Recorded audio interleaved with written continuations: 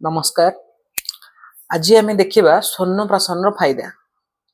स्वर्णप्राशन यहाँ को आम पुष्य नक्षत्र प्रत्येक मास पुष्य नक्षत्र आम देऊ 16 वर्ष पर्यंत देऊ तार ऊर्ध भी दे पार कि 16 वर्ष छुआ बेस्ट जिन रहा दबा द्वारा शिशुर डेवलपमेंट जहाँ भी डेवलपमेंट रहा बहुत फिजिकल एंड मेंटल डेवलपमेंट सब ओके रहा सहित तार मेंटल एते से स्टेबल हो जाए मेंटली एते स्ट्रांग हो जाए तो से बही देखी देखी से धारण कर पकाए जहाँ भी से देख पढ़ो ताकू भी से शिखी जाए पार।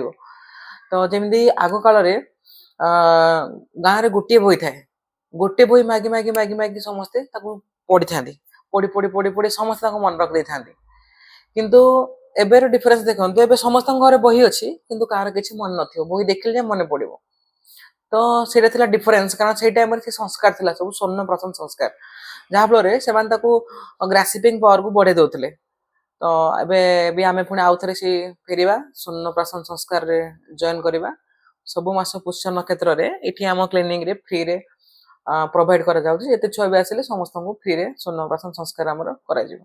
Thank you.